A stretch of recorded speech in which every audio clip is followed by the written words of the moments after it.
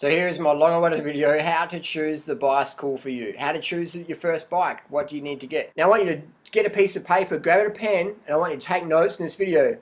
Because I'm going to make some really important points here that I've learned in the last 15 years as a cyclist lifestyle. I'm 35 years of age, I've never had a driver's license. And these are the things I'm going to share with you in the next 10 minutes. They're going to save you so much time, money, fitness and everything. So get a pen and paper, please take notes. Thanks. First of all, you've got to ask your question, what sort of riding do you want to do? Are you going to be on the road? Are you going to be in the mountain bike trails? We're going to be on both. If you're going to be on both, then get a 29er mountain bike. If you're just going to be 99% on the road, just get a road bike. I still ride off-road on my road bike. That's why I ride strong road bikes. That's why I don't ride those lightweight carbon wuss tanks that break in the first crash. I ride heavy-duty stuff. We'll get into more of that later. If you're going to do 99% on the road, get a road bike. You can get a flat bar hybrid bike if you want. If your flexibility is really poor, you can get a flat bar bike. So the road bike is the best. If you live in the city, get a road bike. If you live in the hills, get a road bike. If you live in the desert, get a mountain bike. If everything's just gravel and sand around you, get a mountain bike, get a 29er. Otherwise, get a road bike. Get a road bike. Get a road bike, because flat bar means you're in this one position. Road bike, you got 1, 2, 3 positions. Yeah, sure, you can put bar ends in a flat bar, but the road bike is just, you're going to be your best bet. Get a road bike. Don't listen to any salesperson that treats you like some moron who can't ride a bike. Get a road bike, and here's the bottom line. Find a bicycle shop that specializes in bike fit. I don't care how light your bike is or how cheap you got it. If it doesn't fucking fit you right, you got ripped off. You wasted your money. You got to get the bike fit. If you're on holiday in some country that doesn't have specialist bike fitting stores, then just buy a $500 road bike or a $600 road bike and cross your fingers it's the right size, and then when you get home you can get a specialist bike fitter to fit you up right. So that's my tip there. Bike fit is the most important thing. Bike fit. You got to have the right bike fit. And then get a whiteout pen. Get a whiteout pen for 50 cents from whoever, Walmart or whatever it's called. Get a whiteout pen and mark your seat post height. Where your height of your seat post is, mark it. Mark the 4.5 position where your seat is, mark that. Mark the angle where your seat is, mark that. Dot your handlebars. So if anything slips in transit or just from riding and wear and tear, you got a reference point to go back to. So many people make the common mistake. They spend all the money. They get a bike fit. They'll fly halfway around the world, go to the bike fit, get the bike fit, and then they'll take the seat post out, go to put it back in, and go, where was the seat post meant to do? Because they didn't have the 50-cent liquid paper pen to mark it with.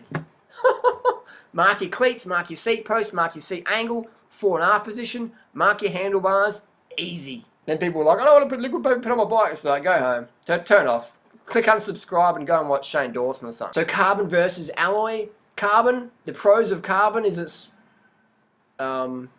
what's the pros of carbon? I guess it sort of looks pretty cool. Alloy frames are just as light. Pros of carbon. The main pro of carbon is it looks cool. That's the only real benefit. People say, oh, it's more absorbent. I'll tell you what. The most absorbent part of your bike is your wheels and your tyres. That's the most absorbent part. Your carbon frame, generally they're so light you feel every fucking bump. So I don't recommend carbon unless you're full on into racing and your bike is only used for racing and you've got to replace it in the next year, because most likely your carbon bike is going to crack. The next time you have a crash, it's going to snap in half. And just look on the internet for broken carbon frames. Carbon frames are just breaking. Every shop's got a broken carbon bike in these days. They crack so easily. If you have the smallest crash, I've seen $10,000 bikes just snap in half, just getting dropped. Carbon bars, carbon stems, carbon seat posts, don't waste your time. Carbon fork steerer, don't waste your time. Get an alloy steerer. Again, if you're riding a bike just for a few months and you're going to replace it, then yeah, spend big bucks on lightweight stuff. That's cool. That's awesome stuff, but it's not durable, it's not strong, and it's not engineered for longevity, and it's not non-recyclable. So chances are you're watching my video because you're a bit more into the eco lifestyle, so alloy is the way to go. I've got a bamboo frame personally, but that's a whole other topic. Here's some points, write them down. Road bike, compact crank, meaning 50-34 chain rings. Just write that down. Compact crank, 50-34. Alloy steerer, mountain bike shoes and mountain bike pedals. A whiteout pen to mark your seat posts. You want alloy bars, alloy stem, alloy seat post, alloy frame. You want wheels where you can get spokes easy. So you don't want pre-built wheels that are like, you know, some sort of wanky carbon rim. Again, they're great things, but if you have a problem with them, they are hard to replace. They're hard to fix. They're expensive to fix. Not all shops can fix them, but if you use a standard spoke configuration, then any shop you travel into can fix your wheel for you. And there's all this thing about lightweight wheels, and I'll tell you what, they're fancy and they're sexy and they're a little bit faster if you're in the Tour de France, but for the rest of us who don't race professionally and we don't need to save 2 seconds over a 40-kilometer time trial, any wheel will do for you, as long as the tyre is pumped up to its optimum pressure and the wheel is straight and doesn't have like a buckle in there. So that's the main thing. So you don't need lightweight wheels. That's just marketing hocus pocus, 1000%. If you can afford them, if you want them, that's cool. You know, that's fine, man. I've used all that lightweight stuff and it's good fun, but it's really not durable, okay? So here we go. Here's a little tour of what we use in our bikes. Okay, this is Freely's bike now. You want to have a little saddlebag, and in here you have your glue, you have some patches, little tyre patches. These are the road bike specific, very small, about the size of a dime, the size of your thumbnail. And the secret with the patches is you must let them dry for at least 5 minutes. You glue the patch, you glue the tube, and you let it dry for 5 minutes minimum, and then you stick them together with your thumb like that, hold it for 30 seconds, and then bang. Carry a spare tube, you carry your tyre levers, plastic tyre levers, don't use metal ones, always use plastic because the metal ones can damage your rims. Carry a spare tube, patch kit, little saddlebag that zips up. Seat's a personal choice. Freely uses a race saddle because she's a lightweight girl and she's fit. Most people find a race saddle very comfortable. It's got a little bit of padding but not too much, and it's very thin. You can see it's very narrow, and you want narrow because the fat ones are really ineffective and they're very uncomfortable and can lead to injury. So you want a semi-soft, not too soft, but just slim race saddle, and you want to have it level. See how that's level? We put a spirit level. It's got a little bit of a curve in the middle, but it's level. You still see that? Very level. You don't want it going up or down. You want it level, level. Alloy seat posts. We want alloy seat posts. Carbon seat posts are weak. Carbon seat posts are flexy. You want alloy posts. You want it heavy and strong. It's an alloy frame. Carbon bikes, very fragile. They break very easily. They're great if you're a sponsored rider and you get a new bike every year. Otherwise, go the alloy. And this is a Trek under here, so it's got a lifetime warranty. Pedals, we use the XDR pedal. Very strong pedal, very good bearing system. And the cleat lasts forever. So you can use flat pedals to get confident, but then eventually get yourself the clipless pedals, very effective. And get the mountain bike shoe. Don't waste time with the road shoe. Road shoes are shit. They're only for racing. You can't walk in them. They're very impractical. They're a little bit lighter, but weight doesn't really matter. Because if weight mattered, I wouldn't be smashing people on my 10.5 kilo bamboo flex machine. So bike fit's more important than weight. Always get mountain bike shoes with mountain bike pedals, and you're laughing.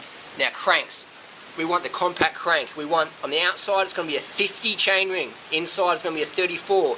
That's what's called a compact crank. It means the chain rings. 34 tooth inside, 50 tooth outside. That's what you want. Good cadence on the climbs. On the rear cassette, you want 9 speed or 10 speed. Doesn't really matter, but you want the biggest one. You want about a 27, so you can get up anything and stay in a nice, easy gear. 90 RPM, what the pros ride at. People go, I'm not a pro rider. It doesn't fucking matter. High cadence. Easy pedaling, up steep climbs, what works. If you're on drugs and EPO, steroids, whatever, or if you're an absolute newbie, high cadence works for you. We don't use carbon rims because carbon rims suck because they break easy. Again, they're great if you're racing and you're in the Tour de France and you're getting free rims every week, but for everyone else, the alloy rim's great because they wear very well and you can recycle them when you finish with them. Brakes, whatever. And the fork, here's the fork. This is a carbon fork down here, but it's got an aluminium centerpiece and it's got an alloy steerer. So this is a steerer tube. This part that goes through here, that's called a steerer tube. And you don't want carbon. If it's carbon, it's going to crack a lot easier in a crash. So you want alloy. Alloy is stronger, alloy is more comfort, absorbs more shock, and it's also a lot stiffer. So alloy steerer is what you want. You want alloy stem. Carbon stems are shit. They're expensive, they break easy, and they're all show. Alloy is what you want. Alloy bars, again, carbon bars break easy in a crash. They're flexy as fuck and they're expensive as fuck. So get alloy bars, alloy stem, alloy steerer, alloy frame. Don't waste your time with carbon unless you're getting it for free. Now here's my bike again. You've got the seat height here. See that level? Nice and level. Alloy post. Got the alloy stem, alloy bars, alloy steer. You can see it here. It's not carbon, it's alloy. Alloy is stronger. Carbon is weak. Carbon steerers are weak. The carbon fork's okay because it's got normally got an alloy sleeve on the heavier ones. And alloy rims, and this is what is this little secret weapon here. It's called a power meter. Power meter is the way to train, whether you're a newbie or a professional athlete on the best DPO in the world. The power meter will help you achieve your goals. I'll do another video on that, but the power meter, when you can afford a power meter, get a power meter, and I rate the power tap. That's the best system. It's the lightest.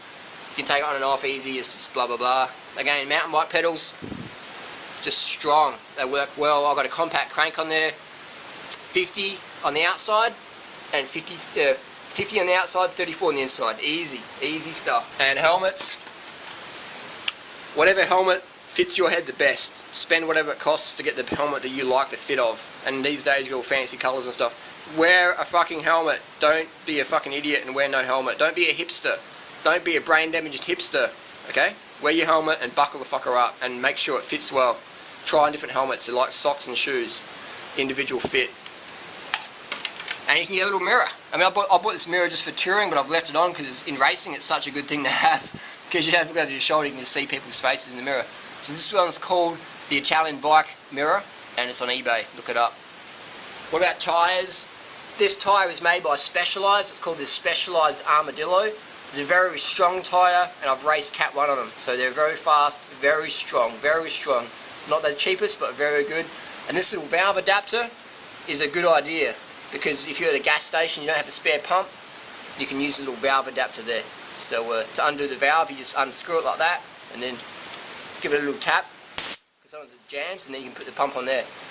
So we close that off, because we're not pumping anything up. And stuff to have at home, it's good to have a little Allen key set. You can get like a small multi-tool and take that with you. A floor pump's great. There's a website called Wiggle. You can get this stuff off Wiggle, and you want to have your tyres pumped up on the road bike to at least 110. So we're up here, 110, and then you pump up to there. On the side of the tyre, we'll have a rating system, but 110 is most tyres for the road bike. What brand of bikes you use? I wouldn't waste your time with all these European brands that don't offer you any longer than like a 1 or 2 year warranty and charge a, you know, some high flyer price tag for nothing for some product that's inferior. A lot of those top brands are really poor quality. Judge a brand's quality by its warranty on its frame. If the frame is 12 months or 5 years warranty, it's a shit product. If it's got a lifetime guarantee, that means good craftsmanship. Get that bike. Don't waste your time with the crappy 5-year or less warranties. They're disposable bikes, and they're great if you're a professional rider and you're replacing your bike every year for free or whatever. But if you want a bike for longevity, get something with a lifetime warranty. Specialized lifetime warranty on the road bikes. Cannondale lifetime warranty. Giant lifetime warranty. Trek lifetime warranty. There's a few other brands out there, but the main four, Specialized, Giant, Trek, Cannondale, I'm a big fan. Lifetime warranty, and they all make quality alloy entry-level road bikes. Now, an entry-level road bike is between $700 and $1,500 really. And a $1,500 road bike is just as good as a $10,000 road bike. You can do just as, if you're going to win a race, you're going to win it on a $1,500 road bike. It doesn't matter if it's 10 grand, you're still going to win. Lance Armstrong could win the Tour de France on a $1,500 road bike. In today's technology, 1,000%, I'm sure of that. So you don't need to spend big bucks. $1,500 is all you need to spend. You can spend more if you want, but that's really $1,500, man. You can get some awesome deals from last year's models for 1,500 bucks. You can get a killer bike, and you can do anything on that bike that you can do on a $10,000 bike. You can climb just as fast, sprint just as hard on that $1,500 bike. Now, why do people spend $10,000 on a bike? Just because they've got money to burn. That's cool. You know, you've got a fancy bike or whatever, but you don't need it. If you want it, if you can afford it, that's fine, but you don't need it. Don't think that you have to have a 10 grand bike before you can really zoom along, because that's nonsense. I'm riding a 10.5 kilo bike, which is equivalent to maybe a $400 bike in terms of weight wise, and I'm smashing it. I am smashing it on the climbs. So you don't need a super light bike. You need a bike that fits you and that works well with the tires pumped up and the chain clean. That's all you need. A bike that fits and is maintained well. That's all you need. And you're going to need a drink bottle. I use the Camelback. This one's called the Camelback Podium. It's got a great little thing you can turn it off so you can have it in your backpack. It won't leak. Over my MacBook, doesn't leak. Now that's what you call confidence. Great product. It's BPA free, meaning it's a better quality plastic, not as toxic. People go, I don't use plastic, I use glass bottles on my bike. I'll tell you what, don't ride with me if you're using glass, because chances are you're going to have a crash sometime, and drink bottles made out of glass are not designed for safety glass. They're not like windscreens that just shatter into little pieces. A glass drink bottle on the bike or your backpack is a fucking death weapon. Please use plastic bottles. The Camelback Podium is my pick. You need a bottle. You need to stay hydrated. If you let your mouth get dry, you're going to increase your chance of dental cavities. Always have a moist mouth. Please. Drink your water. Just sip it. Always keep your mouth moist. And always be piss and clear at least every 2 hours. If your urine is yellow or straw, you need to drink more. Your urine always should be clear at least every 2 hours. Go and water the bushes. Stop. Wee. Get back on and keep on cranking. Hydration is key. Because if you get dehydrated, you're going to store more fat. You're going to store more toxins in your fat cells, which means your ass is going to get bigger, your neck's going to get bigger, your gut's going to get bigger. If you keep getting dehydrated, you're going to be more toxic, you're going to be more acid, and that's going to increase your weight gain, your fat gain, and your fluid retention. Always stay hydrated. Just hydration is key. So that's it. Thanks for watching. Just a quick recap. We want a road bike, if you're going to do it on the road. We want alloy bars, stem, steerer, seat post. Alloy is the strongest. It's the best material to use. It absorbs more road shock than carbon. Don't believe the hype. Test ride, then decide. Alloy is the way to go. More durable, cheaper, just better engineering. Carbon's fragile, breaks, but looks cool until it's broken. You want to have a drink bottle always. The Camelback Podium is my little tip there. Camelback Podium. Good website to get bike parts from is Wiggle, because they ship really quick stuff, and Wiggle's just awesome to deal with. Got the wrong product, send it back. Thanks for coming. Fantastic, cheap, super cheap, big range, and awesome customer service. That's what you want now, customer service. You want a bike fit. You want a bike that fits you properly, so invest heavily in your local shop who is good at expertising in bicycle fit. Shop around, read on forums. You want the bicycle fit. You want to mark your seat post where your height is. You want to mark your cleats, things like that. When you get cycling shoes, get mountain bike shoes, get mountain bike pedals. I'm racing Cat 1 with mountain bike shoes and pedals. It doesn't give you any performance difference if you're using a road shoe or whatever. Maybe if you're in a hill climb time trial with Lance Armstrong, Cato Evans and Evan Basso, and you've got to save 5 seconds, having a road shoe might help you do that over a 20-kilometer climb. Until then, leave the road shoes for the penguins who want to walk around the cafe and slip up and have to buy new Durace and Speed Play cleats every month or two because they're wearing out because they're walking around. Road shoes are crap. I'm never ever going to use road shoes again. Mountain bike shoes and pedals for the win. I'm passionate about that because you can actually walk around. They're functional versus the road shoe, totally non-functional. So bike fit, get alloy, get mountain bike shoes and pedals, and have your drink bottle, wear your helmet, bike fit, things like that. Just the basic fundamentals. Eat a high carbohydrate, low fat, preferably a vegan lifestyle. I've got plenty of videos about that. You can look at that up. But just that's where it's at. The bicycle is such a wondrous piece of machinery to use in today's society. Get on your bike. I'll see you on the road. Post your comments down below. What experiences have you had and what do you enjoy on your cycling lifestyles? Thanks for watching, gang. See you soon. Peace.